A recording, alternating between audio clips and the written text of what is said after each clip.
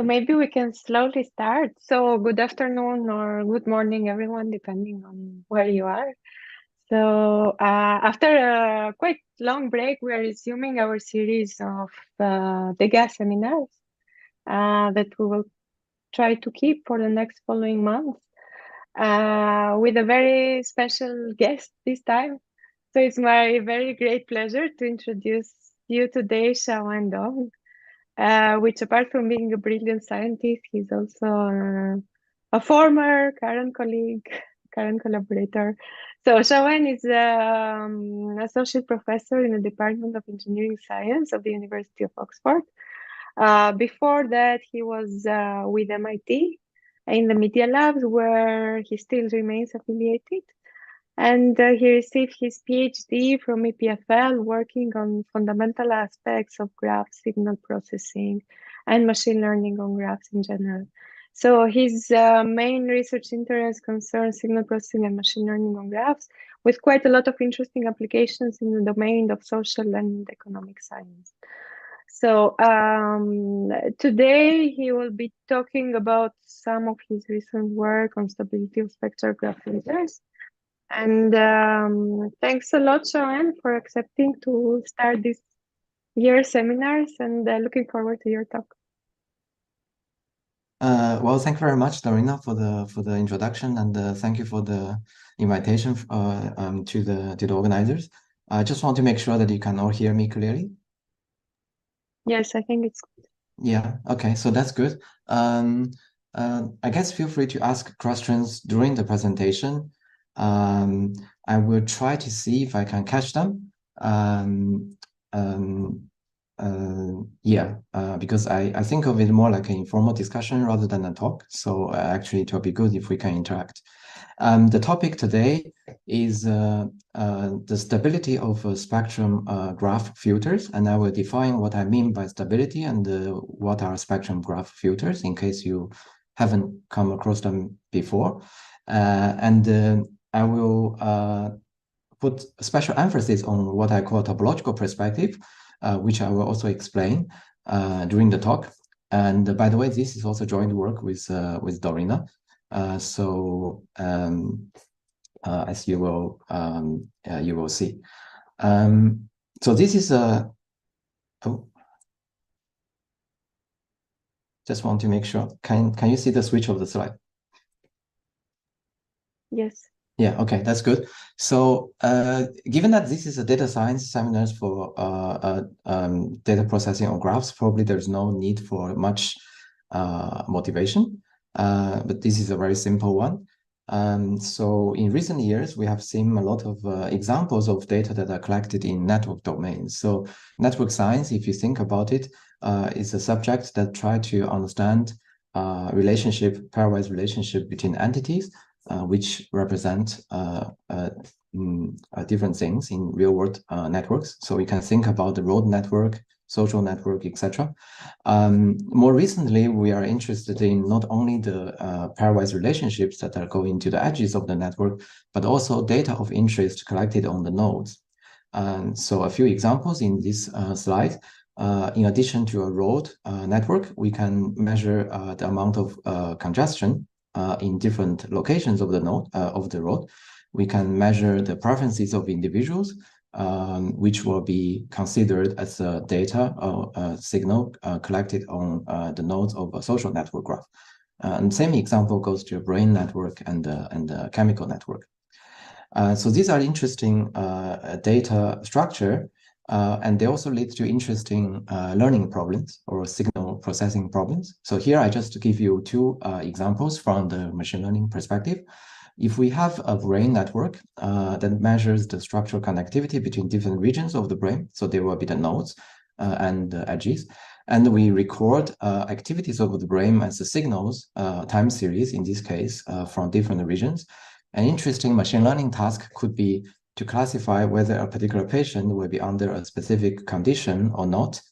So it's a binary classification at the graph level. On the right, we have a slightly different example. In this case, we focus on the node level. So if we have information about the preferences of some individuals in a social network, And if we have the assumption that people who are friends with each other likely share similar preferences, an interesting task would be to use the information that we know to make predictions on the preferences of people that we don't know.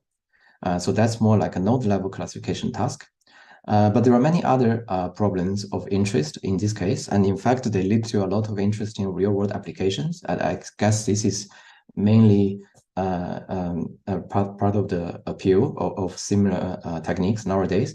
Examples that we can think about could be drug discovery. So in this case, we model the molecule as a graph structure. And the problem could be we want to predict whether a particular molecule is a potent drug, which means it will inhibit certain bacteria or not. So in this case, it's a graph regression problem. You think about the molecule as a graph. The node will be the atoms, and the edges will be the chemical bonds. Both may come with potential features. And the task is to predict a value that tells you how effective a particular molecule will be against certain bacteria. On the right-hand side, you see a social network example where we have information cascade generated from the platform Twitter. So we have an originating tweet, and it has been replied or retweeted, leading to a particular information cascade as shown here. So the task here could be, we want to predict whether a particular information cascade originates from authentic or fake news. So this will be a binary classification problem. And we can think about other examples in traffic and weather forecasting. In fact, there is a recent paper in Science on weather forecasting. So these are all quite interesting and high-profile examples, which kind of motivates why we are interested in these kind of problems. At least when we were looking at these problems a few years back, there are some central limitation and open questions that we consider. One limitation is that most of the methods that I introduced earlier, they rely on an accurate and deterministic graph structure to begin with. So you can think about building a model on a known graph structure.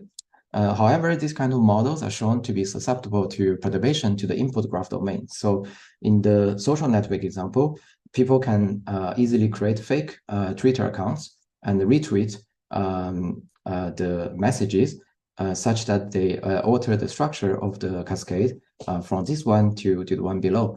And it could be that on the new structure, the trained model will give you a completely opposite classification label. So this is something that we want to understand better and hopefully intervene to prevent.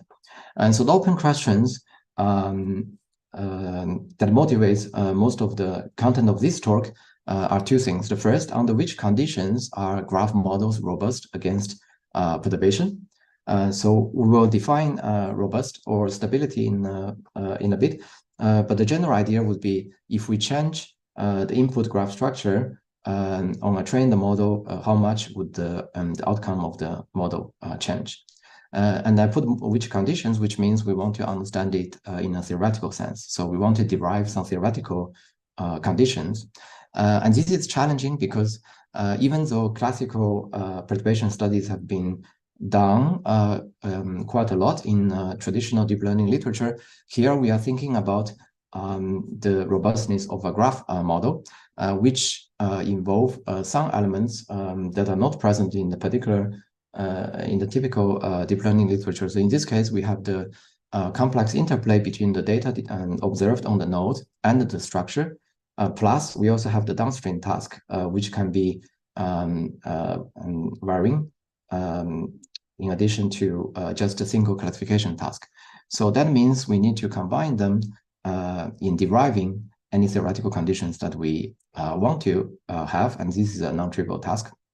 Secondly, we want to relate any robustness guarantee that we may have to the topological properties of the perturbation. And by that, I mean, on the left-hand side, you can probably imagine that if you alter the input graph domain, how do you make the perturbation or changes will matter. You can probably add edges here, but you can also add edges over there. So given that this is a graph structure prediction problem, you can imagine that the position where I perturb the graph will have an impact on the actual robustness. So can we relate the robustness to the topological properties of the perturbation? That will be another central question. And why do we want to do that? Well, we want to do that because that will help us to better interpret the theoretical conditions and also hopefully inform intervention to prevent adversarial effect. So with that kind of short motivation, here is the outline of today's talk. I will give a very brief introduction to spectrum graph filters as a building block model for machine learning models on graphs. I'm not exactly sure about the background of the audience, but I will try to give a high-level picture what the model means. So hopefully anyone can get the main idea.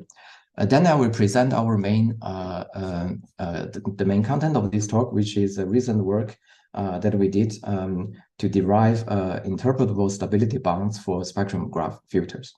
And finally, I will conclude with some related results on the robustness of graph machine learning models in general. Okay, so with that, let's first move to a brief introduction to spectrum graph filters. So I hope everything is good so far. Yeah, okay. So by the way, if I move the cursor, can you see it? Yeah, okay, that's good. We looked at some examples of graph structure data before. So the first thing that we think about could be how can we represent them mathematically? So one way to do that could be we have a graph or network to begin with, and then we have a vector, which is a vector in dimension Rn that assigns a particular value, so in this case, a scalar value, to each of the node in the graph, given a particular node ordering. So we say this is node 1, this is node 2, etc. So in this simple scalar case, we end up with a mapping from the vertex set to a real number. So that's our graph signal. And you can think of that as a piece of graph structure data. Obviously, you can have a vector for each node instead of a scalar. But in this case, we just stick to that for simplicity. So you can see that this kind of structure takes into account, this kind of data form takes into account both the structure, in this case, the edges, and also the values. Usually, the values are going to be related to the structure in some ways, as you can probably imagine in all the examples before. So this is something that we are interested in studying. This is moving away from traditional forms of data in 1D and 2D, so audio signals, images, which are defined on a regular Euclidean grid. So now we have this irregular structure. So if you're not very familiar with the literature, the thing that you will think about would be how can we generalize classical signal processing and machine learning tools to the irregular domain, especially if you want to generalize deep learning models like a convolutional neural network. You will need to think about how to do convolution in this new domain. So there are many approaches to this, obviously. We will focus on a signal processing perspective. And even in that, I think there are different ways to approach the problem. And so in this case, we will focus on a particular angle, which I will explain now. And so if you think about the classical signal processing, we think about useful tools such as the Fourier transform, which is defined as the inner product between your signal and a bunch of complex exponential functions. So these functions are considered as building blocks to help us analyze our signal. So in the 1D case, this would be an example. So the decomposition of the signal into these complex exponentials basically tells us the different frequency components of the signal. So this is a useful tool. Now, if we move from a 1D signal to a graph signal here, we hope to derive something similar. So that means, can we find similar building blocks that we can use to analyze the behavior of a graph signal on the left-hand side? And so I will focus on a particular perspective that makes use of what is called a graph Laplacian. And the reason why we do that is because the complex exponentials in the classical case, they are eigenfunctions of a 1D Laplace operator. Therefore, if we can derive an equivalent discrete operator in the graph domain, we may think about the eigenvectors as an analogy to the eigenfunctions in the case above. And indeed, this is one possible way to define what is called a graph Fourier transform, from which we can actually derive the operation of convolution and filtering. So this is kind of the high-level idea. If you're interested in the different types of approaches, you can look at the reference papers down there. So very quick word about the Laplacian. For a simple graph shown here, let's say unweighted and undirected, we have the JCC matrix. So there is entry 1 or on the ij's position if there is a link between node I and node j under a particular node ordering. So this is our JCC matrix. We can define a degree matrix that has the degree of the nodes sitting at the diagonal. So the degree will be the number of connections each node has in this case. Then the Laplacian will simply be the difference between the two. So in this case, you can easily see that the Laplacian is equivalent to the JCC matrix because you can just take the off-diagonal entries and flip them. So basically, they are equivalent. And sometimes we can normalize we're interested in the normalized form of the Laplacian matrix, which is shown here. So I will get into that a little bit later. But for now, the important thing would be to understand why the Laplacian actually enables a notion of frequency, which is related to building blocks of this graph signal that we are interested in. And so first, we do have an eigendecomposition because this matrix is real and symmetric. So if we think about the undirected graph, this matrix will be symmetric. And we let the weights to be non-negative. So it will be a real and the adjacent matrix will be a real and non-negative matrix.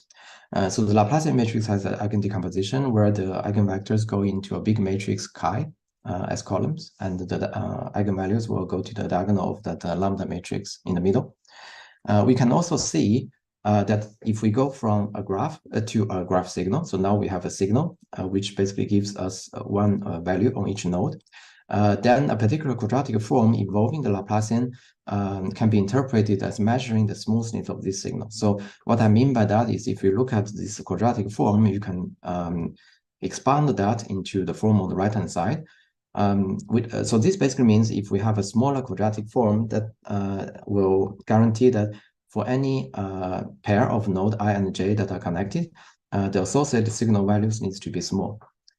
So that means if we have a small quantity on the left-hand side, that would mean that the values of the signal will vary slowly along the edges of the graph. So that's one way to define smoothness, which can be helpful for the next slide. So with that understanding, we can just go one step further and examine the behavior of the eigenvectors. So these eigenvectors are just n-dimensional vectors. Therefore, we can treat them as signals on the graph that we are interested in and then see what's their behavior. So in this case, we have a more complex graph. It's highlighted in red. And then we plot the eigenvector as a function on top of it. So the bars pointing upward are positive values, and the bars pointing downwards are the negative values. So in this case, we see the first eigenvector is actually a constant vector. And you can understand why that's the case, because by definition of the Laplacian, it is a singular matrix. So therefore, we have an eigenvalue 0 with a constant eigenvector. Now, if you look at the second one, you see some increase in the variation. Here, we have some positive values. Here, we have some negative values, and there is a smooth transition from this region to this region. Or if you go to the 51st eigenvector, in this case, you start to see a lot more oscillations, which means the values of the signal will actually change quite a lot, even if you travel along the edges. So if we try to quantify this using the quadratic form that I just introduced, you will see why, because that particular quadratic form in this case will just be the eigenvalue that corresponds to that eigenvector. So we know that the first eigenvalue will be 0, which means there is no oscillation at all for this graph. So that's true for the constant graph. And if you go up, obviously the eigenvalues are increasing because we sort them increasingly. Therefore, you see more variations. And so this intuition basically gives us one possibility to define a set of building block signals for analyzing the signal of interest, which will be the eigenvectors of the Laplacian matrix. So in some ways, they are not too different from the complex function exponentials that we see in the typical case. And in fact, we can see that under a particular construction of the graph, they can be made exactly the same as the traditional sinusoidal waves. So for now, if we have that intuition, we can define a version of the Fourier transform on the graph, which is simply taking the inner product between your signal f and each of these eigenvectors. So this will give you a set of coefficients which are illustrated on the right-hand side. And here you can immediately see that the distribution of the coefficients will probably tell you the behavior of the signal in some ways. Because let's say if we have a decaying coefficients, that essentially means that the signal will behave as a linear combination of a first few eigenvectors which are smooth by themselves. Therefore, the signal itself will be smooth. So that's kind of the intuition that we have. Here is a concrete example. If we have a signal which is on this graph, so we plot a few building block functions on the left-hand side, and then we analyze these two signals. So from the coefficient, you can easily see that the second signal is supposed to be much smoother because of the concentration of the energy of the signal in low frequency components. And this is what you see in the spatial domain. So this is interesting. And from that, we can go one step further to define what is frequency domain filtering for our graph signals. So this is done in exactly the same way as classical Fourier transform. I have the graph Fourier transform, which is the form that I introduced earlier. And we can easily introduce inverse transform to bring the signal from the coefficient domain to the original domain. So let's start with a particular signal f, which is defined here on this particular graph. Let's think about how can we implement a very simple filtering. So we will go to the Fourier domain by taking the Fourier transform that I just introduced, which gives me a set of coefficients here. And now I want to implement filtering, which basically tells me how I should modify each of these Fourier coefficients. So this is a function that is defined in the real line of eigenvalues. But what will matter is only the evaluation of this function g hat at the locations of the particular eigenvalues, because those are the values that matter in the filtering operation. So if we think about a particular low-pass filtering, which is kind of a box function, as you can see here, it basically set all the high-frequency coefficients to 0 and keep the first few low-frequency ones. We will modify the set of coefficients from here to there. Now, if we bring the signal back to the original signal domain, you will see that this is naturally a low-pass filtered version of the original signal, and indeed it's smoother than the original one if we look at variation of the signal values along the edges. So this will be a generalization of a filtering operation on a graph. And that can be interesting because this is getting to the point of the presentation. So first, we realized that that particular operation can be written in matrix form. So eventually, you end up with a particular form here, and this can be thought of as a function of the Laplacian matrix because of the spectrum theorem. So that G hat L is a function of the Laplacian matrix, and it determines the characteristic of the filter. Essentially, what matters is this pointwise function G hat, which is defined in the real line. So this is what I call a spectrum graph filter, and I will explain a bit why that is of interest. And I think the obvious reason is that this leads to one particular definition of convolution on graphs. So this is what I'm going to introduce shortly. So there is a convolution formula for the classical time domain, where we have a convolution operation here. So there are different ways to kind of generalize this to the graph domain, but one way to do it would be to go through the frequency domain, given that we already know the tour of the graph Fourier transform. So we use the convolution theorem to translate what we know in the frequency domain to the time domain. So if we have a graph signal, if we take the Fourier transform, and then we can define a convolution of that signal with another convolution kernel. So this kernel G hat in this case is defined in the graph spectrum domain directly. Essentially, it's a vector that tells us how the filter G hat behaves at each of the single eigenvalues.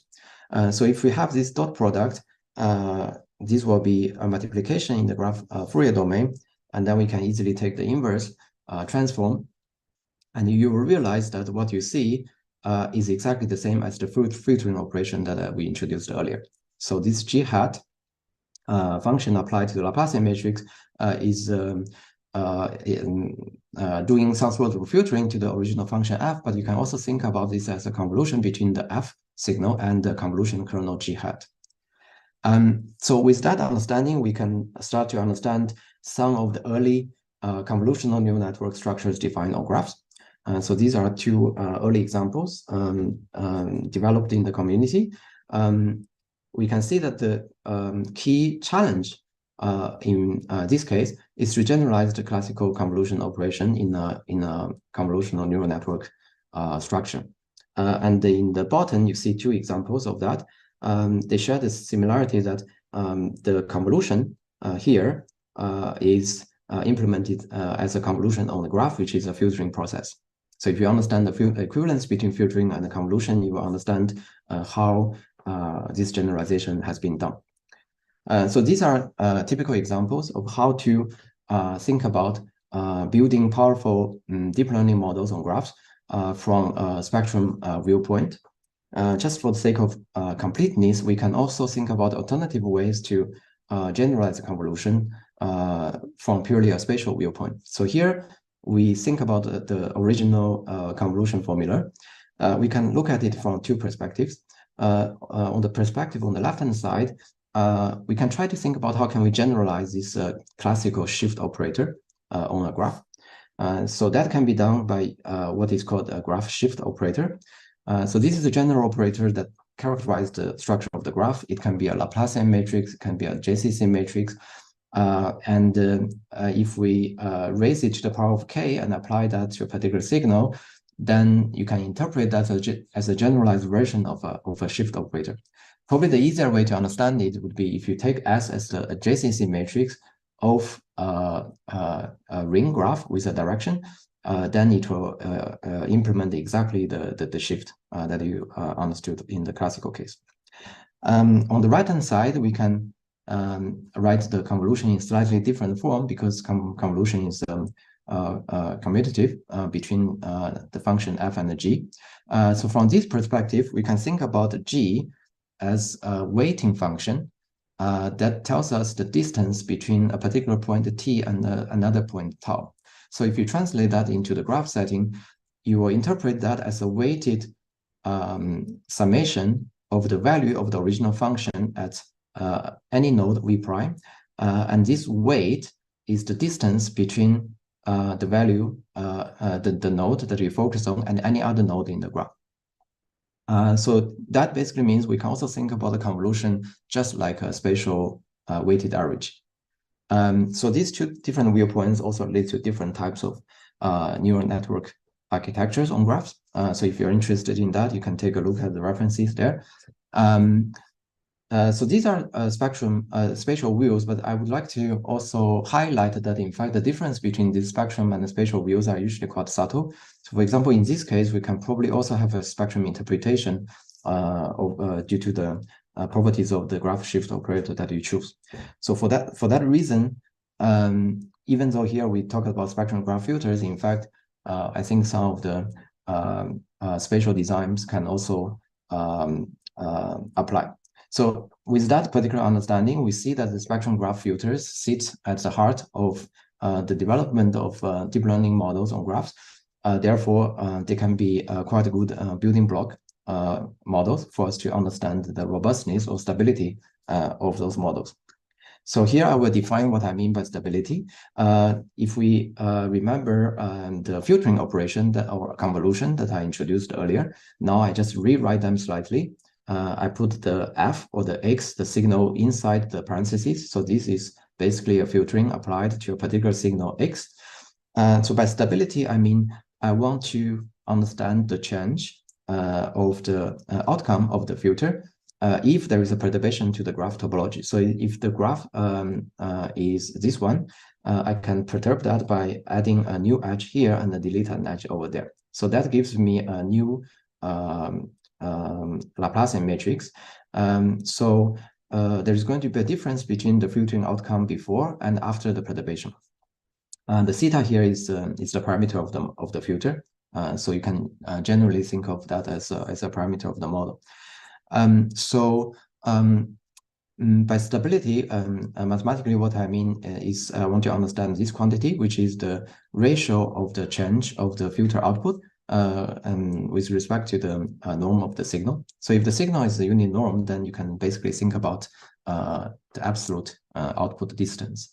Furthermore, I want to understand, so given that we are interested in the conditions on which the filters are stable, you can imagine what we are interested in doing is to derive some sort of upper bound of this quantity that provides some sort of guarantees of stability.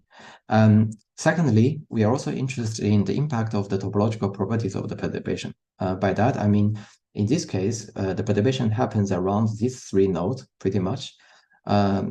Therefore, the positions of these nodes should matter regarding the bound that we are going to derive. So how can we link the bound to the particular positions of the node? That's kind of the second challenge that we try to address in this case. So this is a simple setting. We have our definition of stability, while what I call a relative output distance, if we keep the norm of the signal in the denominator. We consider a particular case where the filter is already fixed. So we have the filter, the parameters are fixed, the theta. We are interested in a normalized Laplacian operator. So it's slightly different from the unnormalized one that we had before. The only difference is that the off-diagonal entries are not -1 anymore. They will just be normalized by the square root of the degree of the two nodes that are related to each edge. We are interested in binary graph, and the perturbations will be edge additions and deletions. So these are simple settings, but we can discuss extensions afterwards. The arrow or the perturbation is characterized by the difference between the original Laplacian matrix and the new Laplacian matrix after the perturbation. So that's a matrix E. So if the setting is clear, we are ready to look at the main results of our work, which is a chain of inequalities that I will explain step by step. So the first step is the inequality here, which is by definition of what is called the filter distance. So you can think about the filter distance as the largest relative output distance for any non-zero signal. So it captures the worst case scenario. Here we have the two norm, which is the operator norm, and here they are vector norms. So this can be applied to any graph shift operator. Therefore, in theory, they are not restricted to the Laplacian matrix, but we think of that as an example. So this is the first inequality that we have, and the tightness of this will obviously be signal dependent, right? So it captures the worst case signal. Now, the second step is the step in the middle. This is sometimes called the linear stability of spectrum graph filters. So this is kind of bounding the worst case relative output distance, which is this one, by a constant C times the two norm of the error matrix that I just introduced. So this is a sensible setup, and you can interpret that as a sort of a Lipschitz continuity of functions of matrix, where C is the Lipschitz continuity coefficient. So in this case, we call it the stability constant. There are a few results developed a few years back about for this linear stability of spectrum graph filters that we will look into later. The limitation here is that the results are expressed in terms of the norm of the change of the operator, and this is the magnitude of the change, which doesn't tell me where actually the change happens. So with the same norm, actually you can basically have different types of perturbation in different parts of the graph. Therefore, what we want to do is to further link that to some properties that we can interpret in the spatial domain directly. And that's the third inequality highlighted over there. The main idea here is to link the norm of the error matrix to the actual topological change due to the perturbation. Now here you see some new quantities that I will introduce, but the basic idea would be they basically characterize where the perturbation happens. In this case, where the edges addition and the deletions take place. Therefore, the by interpretability of the stability bound, we mean the stability of the spectrum graph filters G theta in terms of the topological properties of the graph and the edges added and deleted. Okay, so that's something that we will explain shortly. Now let's first look at the linear stability of the filters, which is the second inequality. A simple example applied to a typical low-pass filter, which is expressed in this form. With some simple algebraic operations, you can see that in this case, the parameter alpha in the filter is the stability constant. And so you can also continue this practice by applying this sort of analysis to a bunch of typical graph filters that are introduced in a number of machine learning models. So they all give you different types of stability constant. And so that's kind of helpful. And later we will see how tight this bound will be. But now let's move to the focus, which is the third inequality. So this is the key thing, because this is what gives us interpretability, as I explained earlier. So probably the best way to understand this will be through a practical example. So we have an original graph and we have a perturbed graph. So you can see that there is an edge that's been deleted and added around a particular node U. So I will introduce a few notations. So A, U, D, U, and R, U, they are sets of added, deleted, and remained neighbors of a particular node U. So they are just different categories of neighbors, if you like. Then I have a few quantities. So the delta U minus and the plus will be the number of edges deleted and added at particular node U. And the DU and the DU prime are the degrees of the U node before and after the perturbation. And we have this delta U and the delta U prime, which capture the smallest degree around U, so neighbors of U. Finally, we have this measure alpha U. You can think of that as the relative degree change around U, and it's the largest one. So to make them concrete, under this particular perturbation, delta U plus and minus will both be 1 because we delete one edge around U and add another one.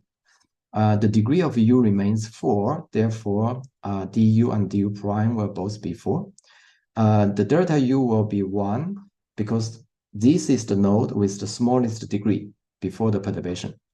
And it remains the node with the smallest degree afterwards. Therefore, delta U prime will also be 1. So what's the largest relative degree change around U? These three neighbors of U have the same degree before and after. The only change happens around this node, which had 5 neighbors before and only 4 after. Therefore, the relative change in this case is the maximum for this node, and it's 1/5. So with these quantities, you can probably get the intuition that what we want to do is to link the stability results that we have with the degrees of the nodes around which perturbation happens. And that's our choice of making the stability results interpretable in the spatial domain. There may be other ways to do it, but we find this as an intuitive starting point. So how can we derive this bound? We start from the 2 norm, and we can upper bound it by the product of 1 norm and an infinity norm. So the 1 norm will be the absolute column sum, and the infinity norm will be the same applied to the rows. And in this case, the matrix is symmetric. Therefore, I can easily bound the 2 norm by the 1 norm. So the 1 norm is the maximum of the column sum for any column in a matrix. Now, how can we break this down into different terms? Now, this is where the entries of the Laplacian matrix will help. Early on, I explained that each entry of the Laplacian matrix will have a particular form, which is shown there. So you can imagine if we perturb the graph, let's say remove an edge and add an edge, we are going to turn some of the non-zero entries to 0, because those will be the edges deleted, and then we will introduce some non-zero entries to the 0 positions before, and those will be the edges added. So we can essentially express the change along the u's column, so it's a particular column, as a sum of 3 terms. So the first term will be due to the deletions of the neighbors around u, and these are basically the original entries in the Laplacian matrix, but now they are 0. The second term corresponds to the additions of the edges around u, and the third term will be because of the nodes that remain as neighbors. So what about if we just try to upper bound these 3 terms separately?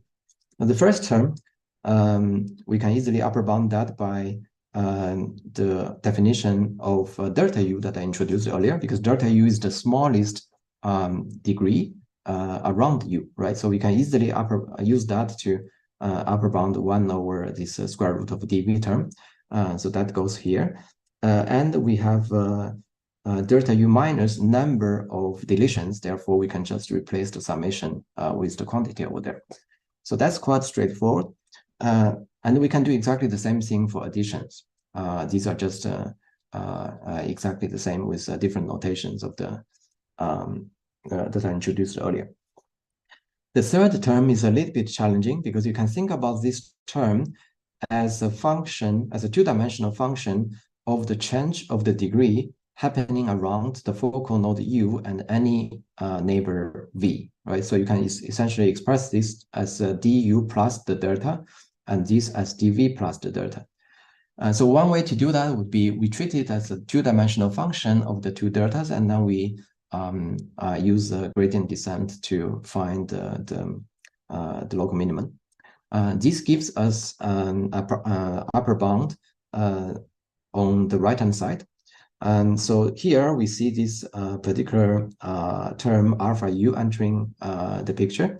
And this result is based on the condition that alpha u is upper bounded by 1. So what does that mean? That basically means that the relative degree change around u will be small, right? So if you have a neighbor that has a degree 1 to begin with, you don't want to have too much addition around that node, because that will make the relative change to be big.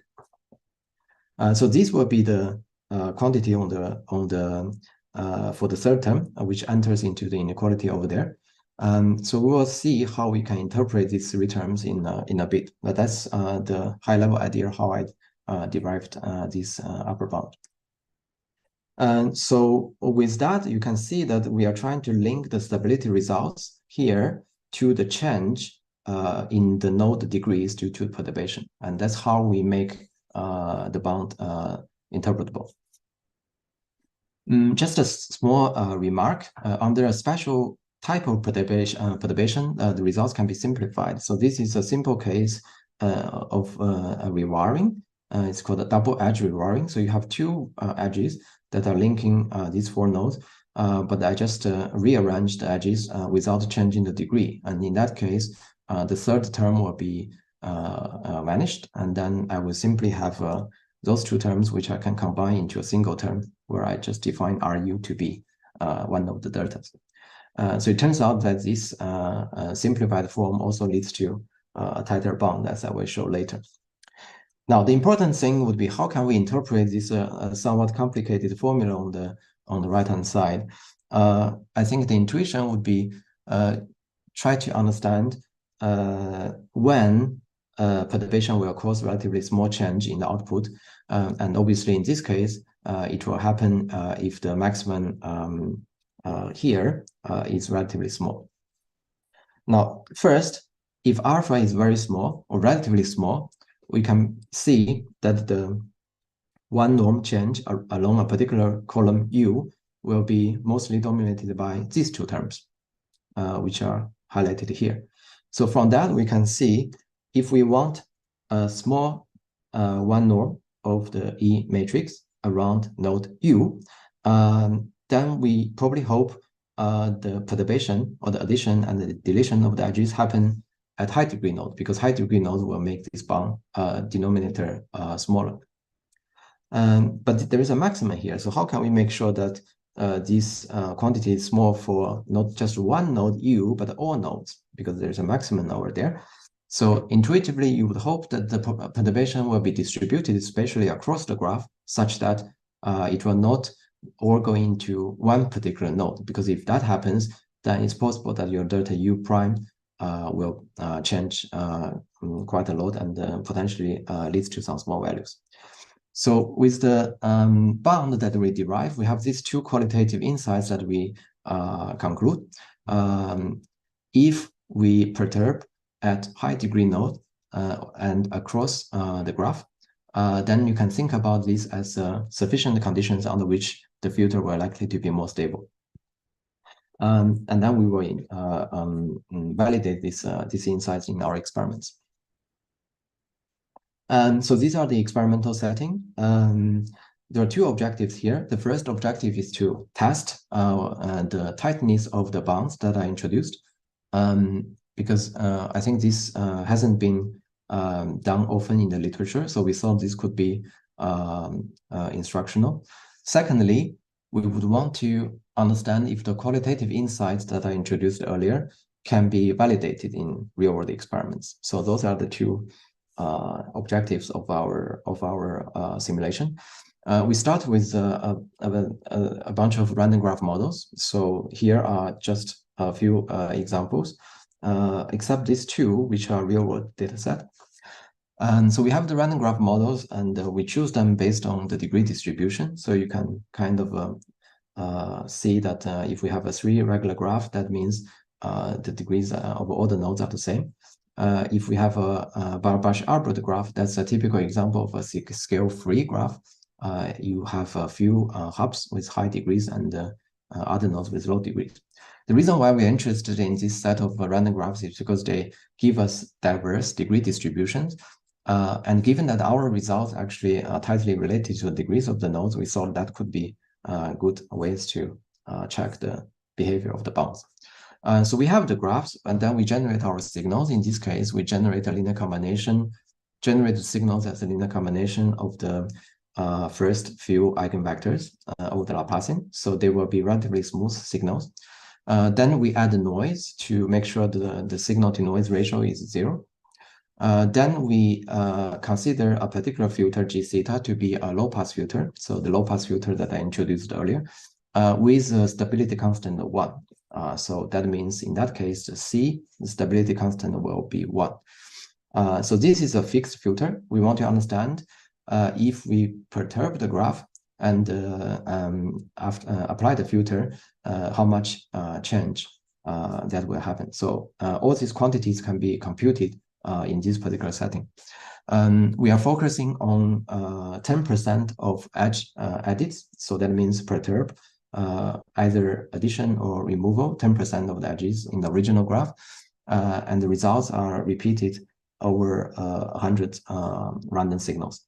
And so what are the perturbation strategies?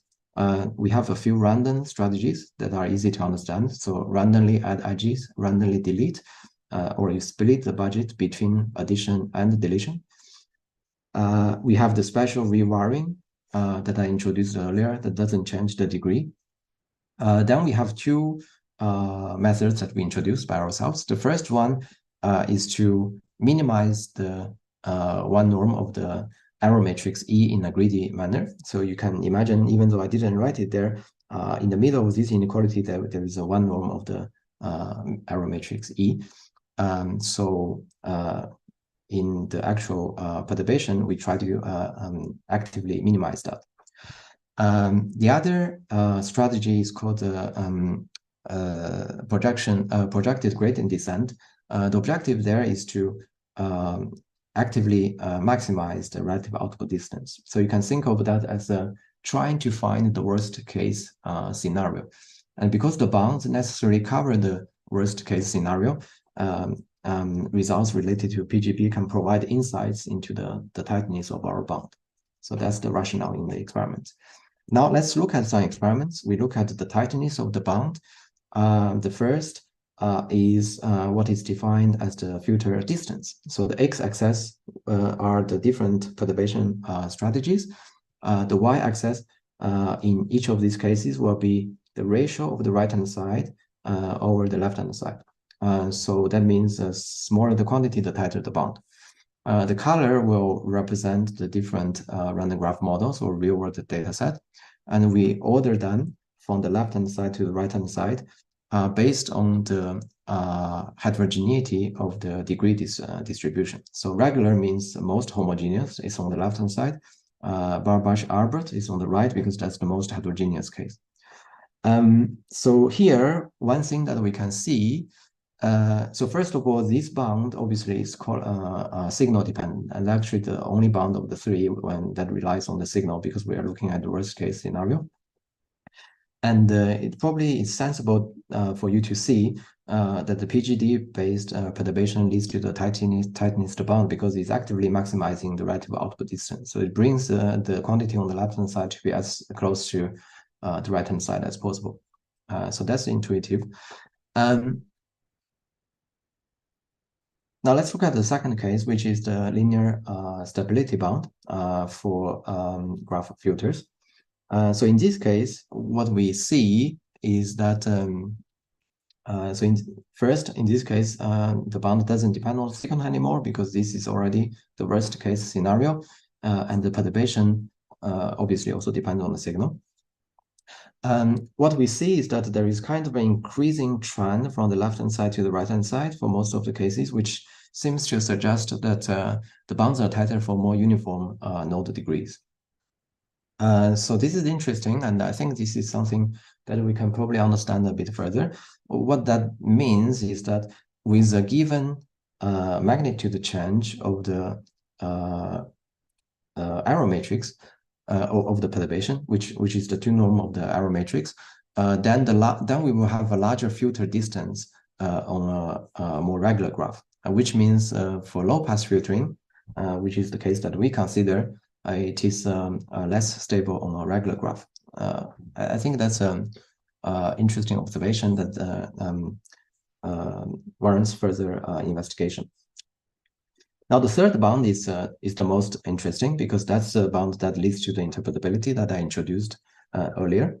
So in this case, it's first obvious to see that the rewire strategy gives us the tightest bound. And this is kind of understandable because under this rewire strategy, the third term on the right-hand side will be vanishing. And it turns out that that term dominates the right-hand side. So when that term is zero, you have quite tight bound.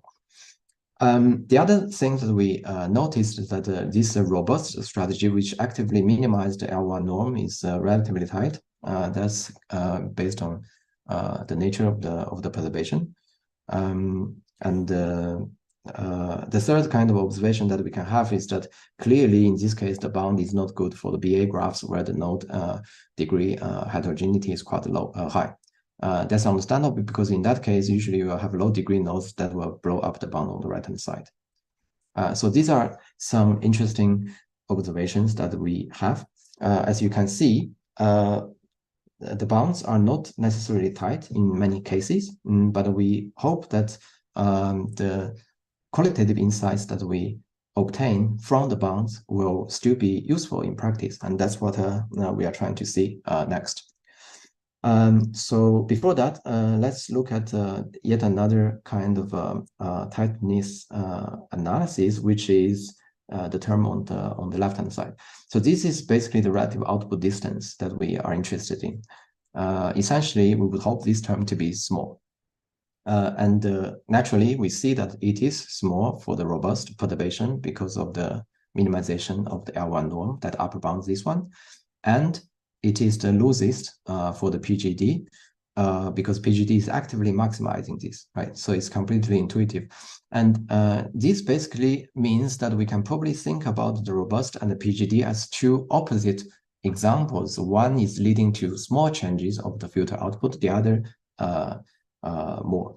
how can we understand the behavior of these two? So we consider two scenarios, and we make a direct comparison between these two strategies. The first scenario that we consider is BA graphs. And the reason why we do that is because BA graphs, as I said, has quite heterogeneity, large heterogeneity in the node degree. And as a consequence of that, these graphs usually have a few hubs that make the whole graph quite connected, which means the diameter of the graph is small. So every node is kind of related to another node.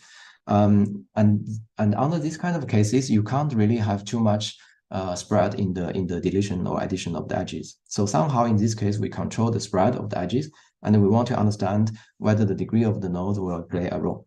And we can see that a robust strategy will target nodes of high degrees, which tend to be in the middle, but you can also see the size of the node as an illustration, where the really harmful perturbation targeted a small degree node. So this kind of verifies the first qualitative insight that we have, that if you want filters to be stable, you would hope that the perturbation happens more around the high degree node. The second qualitative insight is the spatial spread of the edges. So to understand that, we look at the three regular graphs. So in this case, the degrees of the nodes are all fixed. So we kind of control for the node degree.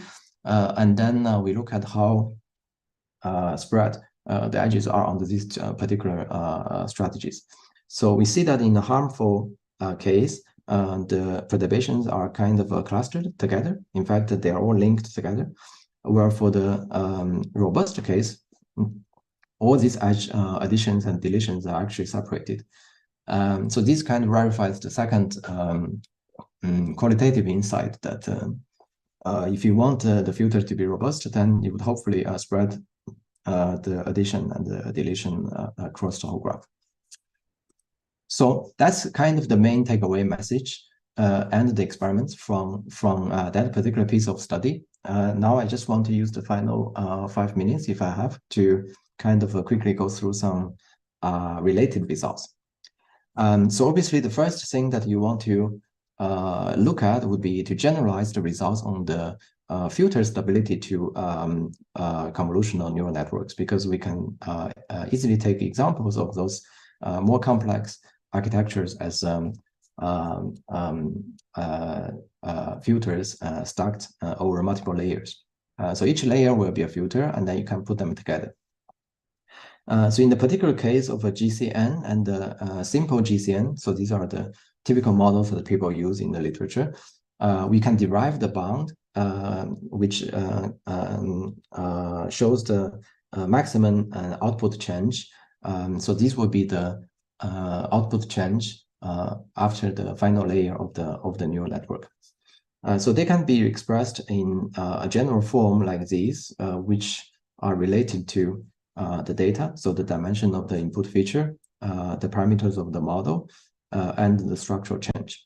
So we see the structural change here, which means we can easily combine that with the results that we have, which is the third inequality that I introduced earlier.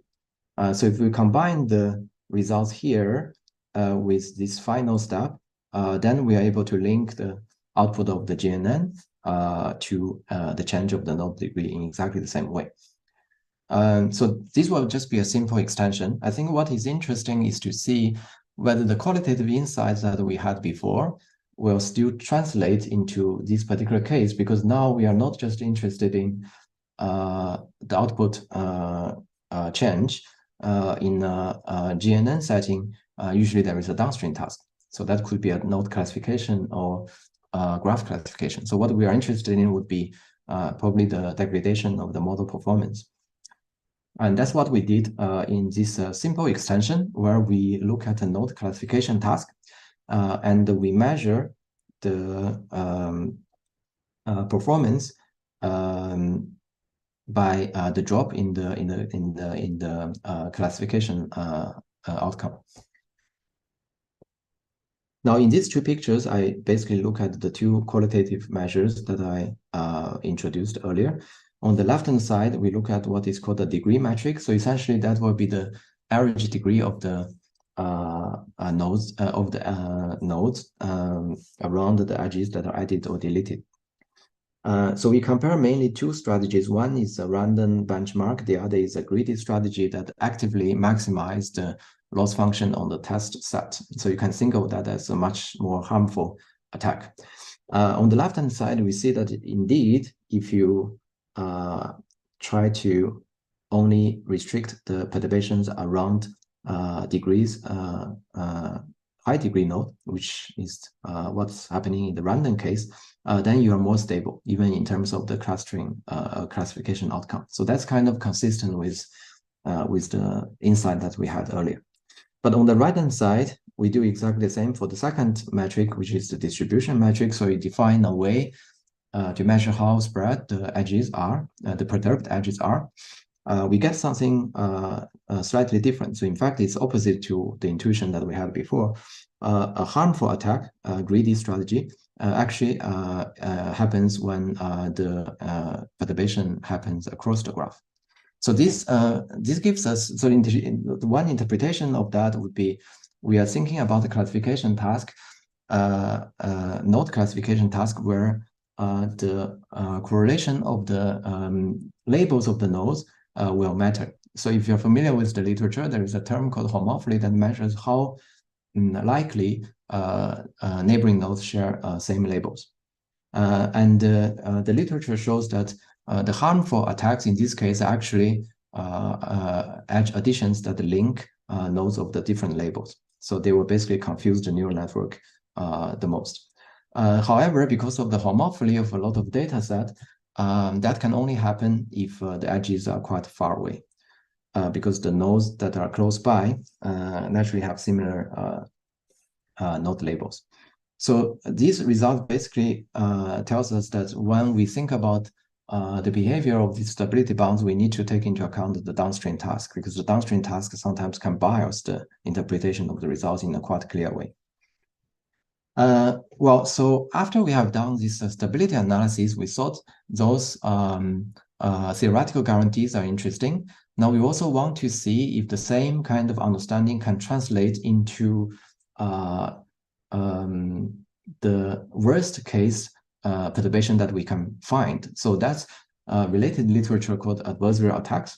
The idea is to use data-driven methods to find the worst possible attacks that maximally harm the performance of a particular classifier.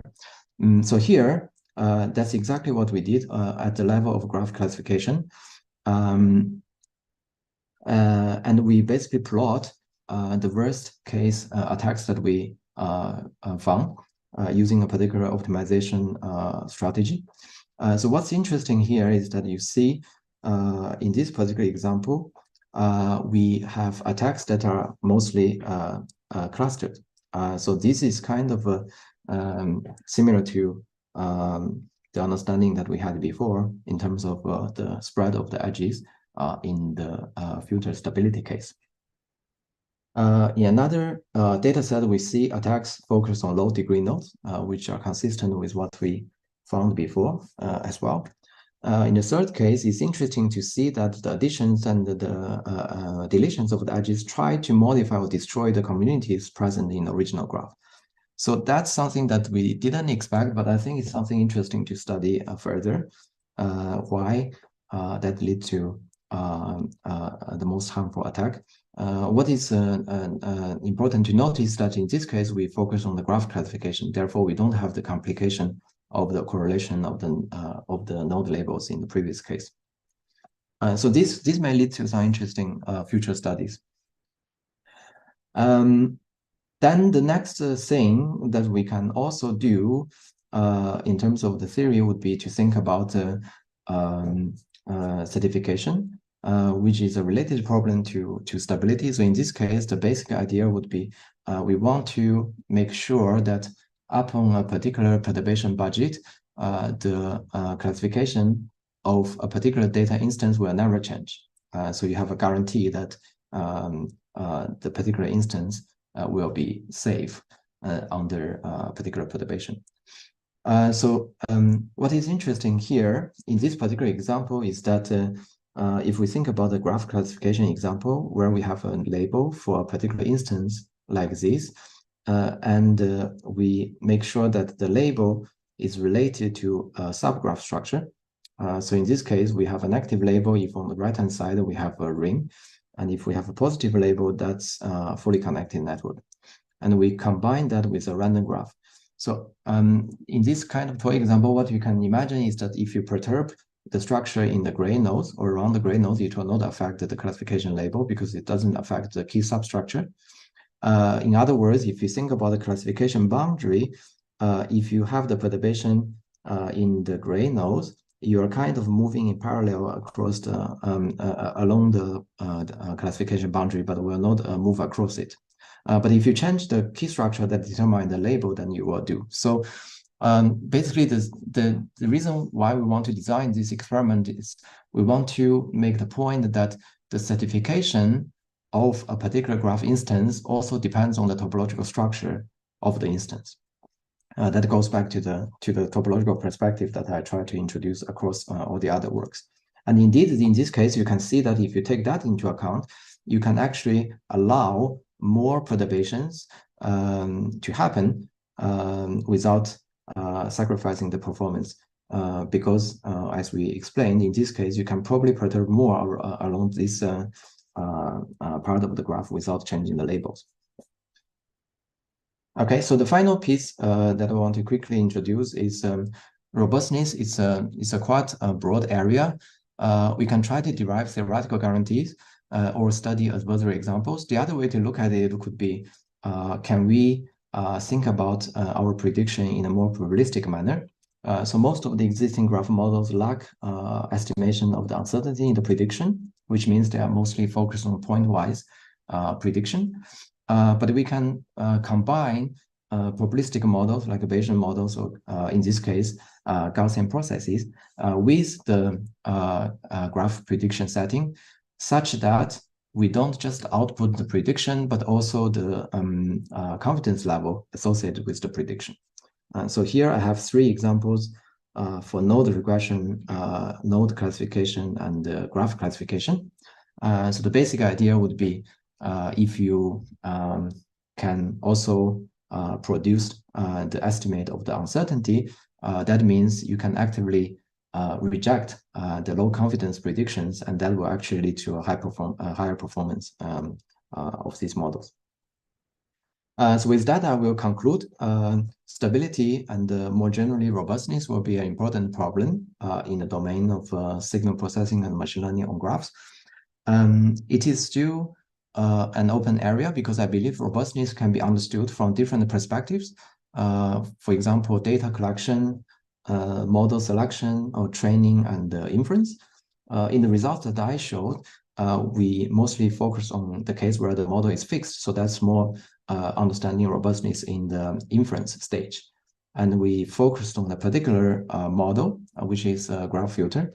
What can be interesting is to think about robustness also in the training phase, which means you will retrain the model. It will also be interesting to think about which model you can choose so that it is the most robust one. Because in reality, you have the choice to make when you select the model.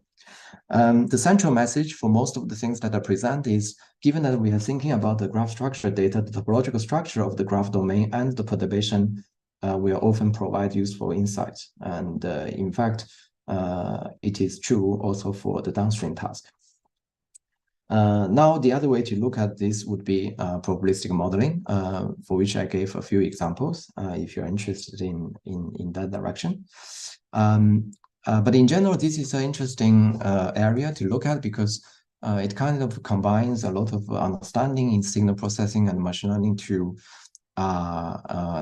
concepts and ideas in graph theory and more generally in geometry and topology. So I think there are a lot of interesting things to look at. So these are the references. The first 3 papers are co-authored with Henry Kenley and Dorina Sano, which constitutes the main content of the talk, but the rest are also related papers if you are interested in taking a look. With that, I'm happy to answer the questions, and sorry for the slightly extended talk. Thank you. Thanks, John, for the very interesting talk. So we can start with the questions. There are already 2 questions in the chat from Jean and Lucas. Jean, I don't know if you're online, if you want to unmute yourself, or I can simply read it. Sure, I can do that. So thank you for a great talk, Okay. Xiaowen. Thank you. Just a high-level question. Is it fair to say that a dense graph is more robust to perturbation than a sparse graph? Because you mentioned that stability is related to node degrees. And if its dense graph is more preferable, it also leads to higher complexity, right, when you do graph filtering. So is graph density a trade-off between computation cost and robustness? Wow, that's a very interesting comment. I think if we look at the results that I have over there, probably we can reach the understanding. So I will just put it here. Reach the understanding that the denser graph will probably have more high degree node. Therefore, at least in terms of this particular bound that we study, it will probably be related to a smaller change of the filter outcome. So in this particular case, I think that's something that we can quickly verify if we produce random graph models with different densities. We didn't really control for that, but I think that can be verified, and I have the intuition that what you said might be the case. Okay, thank you. So the next question is from Lucas. I don't know, Lucas, if you're still around or... Yes, I'm still around. Okay, so maybe you would like to pose a question? Yeah, thank you for the very interesting talk. I was just wondering if you could maybe again explain why this linearity of the spectral graph filters should hold and give maybe a bit more detail, like this second bound where you bounded the difference in the filter with this constant times the norm of the error matrix exactly. Yeah, so this is a particular simple example for low pass filter. So this is a particular form of the filter, right? Applied to the eigenvalues. So we have the input and so we have the x and the y, which are defined as these 2 quantities. L is the original Laplacian matrix, and LP is the perturbed Laplacian matrix. So we study the filter distance, which can be expressed as this difference, right? So now the key thing to realize is that in both cases, because of the range of the eigenvalues of the Laplacian matrix, of the normalized Laplacian matrix, you can actually see that the spectral norm of these 2 quantities will be 1. So essentially, what remains will just be the difference between these 2 quantities, which is exactly the same as the perturbation of the Laplacian. So this is a simple derivation to show that actually in this particular case, the filter distance will be a scaled version of the 2 norm of the change in the Laplacian. Is that clear? Yes, this is clear. Yeah, and you can do the same analysis for slightly more complicated filters and derive all these different versions of the stability constant. Okay, thanks. So just to understand it correctly, you are not, so it's a result which may not generally hold, but it holds for all the like graph shift operators and graph filters you looked at. Well, I think in this case, it probably depends on the GSO that you choose, because I think going from here to here, we make use of the fact that for the inverse of this matrix, the largest eigenvalue is 1. Mm-hmm. Because that's the 2 norm in this case will be the spectrum radius. So this particular simplification is dependent on that. But I agree that even if you change the GSO, I think in our paper we provide detailed proofs that how we can get stability constant for these different GSOs. Okay, thanks a lot. Thank you. So there is another question in the chat from Kamal. I don't know if you're still around, Kamal, or you want to unmute yourself. I'm here. Great. Okay, so thank you very much for the talk. In traditional signal processing, transforms are usually defined with the use of a set of basis functions which are completely independent of the signal being analyzed. So for example, in Fourier transform, you'll use the Fourier basis. The situation in graph signal processing, at least to me, seems to be somewhat of a departure from this, because the basis function are a function of the graph topology. In fact, you probably use even the edge weights, because you define the basis functions using the Laplacian. So how do you reconcile this difference between traditional signal processing and graph signal processing? Yeah, that's an interesting question. I think one way to think about it would be to think about a particular type of graph. So if you think about a ring graph, you can actually see that the eigenvectors of the Laplacian can be made to be exactly the same as the DFT basis. So even though it's true that in the graph case, generally the building block functions are related to the specific structure of the graph and also the edge weights. There are specific cases on which you can see that they are made exactly equivalent. So in some sense, I think there is some connections between the classical Fourier basis that we use and the Fourier basis we use in the graph case. But of course, if you look at a generally irregular graph, then I agree with what you said. So the eigenfunctions are usually related to a particular structure, while the complex exponentials are simply more like self-defined. But again, another analogy is that they are both eigenvectors and eigenfunctions of a Laplace operator in the respective domain. Right. So it's almost, to me, it seems like the graph signal processing, the notion of graph signal processing is more alike the Cahonian loop expansion, for example, where the basis functions are actually defined depending on the function, right? Yeah, again, that's a very interesting comment. I would say in this case, it's more related to the domain rather than the function, because the function in this case will be probably observations that we have on the nodes, right? So if you think about Kahun-Luev transform, that will be applying. So in the graph signal case, we will be applying some sort of PCA or related transforms to the signals defined on the graph, while the bases are kind of related to the domain, which is the graph itself. Yeah. I'm drawing the analogy between the two. Yeah. Because the basis functions are not really independent of the graph signal. After all, we are talking about signals that are defined on a graph, right? Yeah, I guess if you interpret the graph to be part of your data observation, then I think I can see that argument. Thank you. Yeah, that's an interesting thought. Yeah, I haven't thought too much along that direction, but thank you. Sure. Thank you. There is another question. Mihir, I don't know if you want to unmute yourself or I can read it. Yeah, I'm still there. Okay.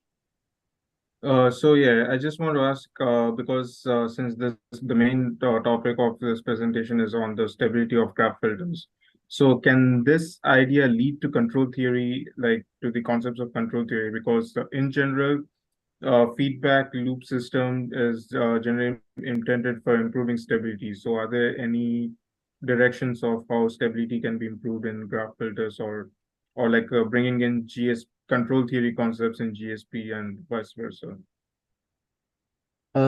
Yeah, again, I think that's a very interesting thought. So I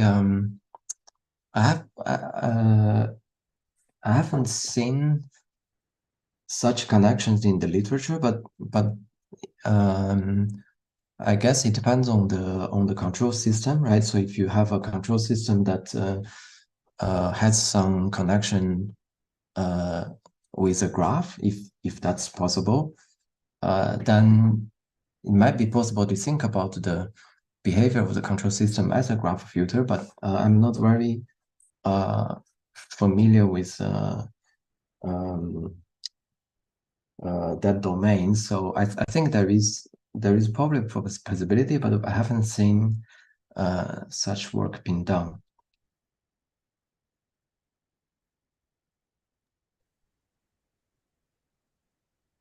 It also probably depends on how you define the stability of your control system. I mean, at least like a kind of a probably like a in a block diagram perspective, like considering a graph filter or a GSO as a system and looking into its stability and trying to introduce a new like a new sort of a shift operator which can be seen like as a feedback improvement to the current GSO. Yeah, so if you have a block diagram, what I understood would be you will have some sort of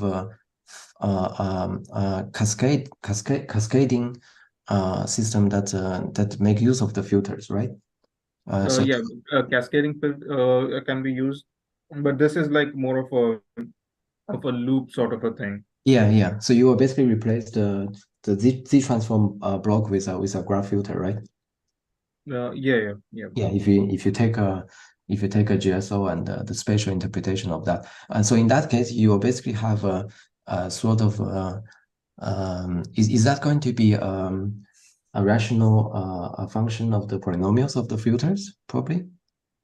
I think so. That I'm not sure. Yeah, but so that will characterize your feedback loop, and then I think it will be interesting to see whether we can generalize the result that we have now to that system, which is kind of like a more complex filter, if we can call it that way. Yep. Yeah, I think that's interesting. So many interesting questions for Sean. Maybe there is last one in the chat that is about low pass filtering. You have taken low pass filtering in your work. Is it true for other filters like high pass? Right?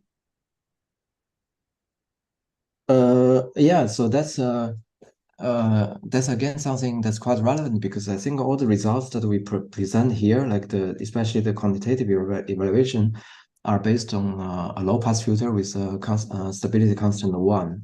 So if you have a high pass filter, then probably some of the results will change. I don't remember. I think we probably tried the high pass filters, but I don't recall how different results will be compared to the ones that are presented here. But that goes to the point that when we look at the robustness, so that's kind of one of the final messages that I want to say.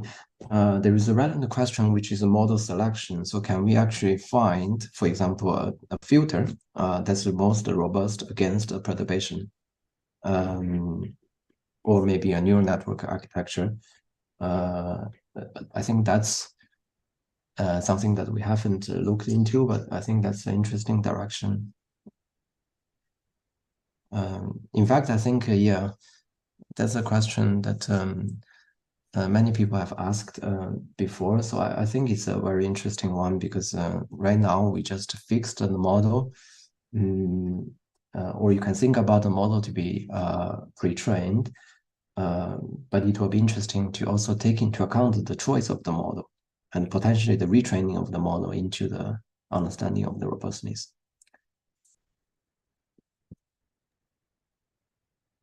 Any last burning question? Because I think we're going a bit over time. If there is anything from the remaining participants, feel free to unmute yourself. If not, I think for the sake of time, let's thank Shawan again for this very interesting presentation. And thanks everyone for joining today and for staying till the end. So thanks, Shawan. And for the rest, we will see you in a couple of weeks with the next presenter. I think you can check the schedule online on our website. So Yeah, thanks everyone. Thank you. Thanks. Have a nice evening.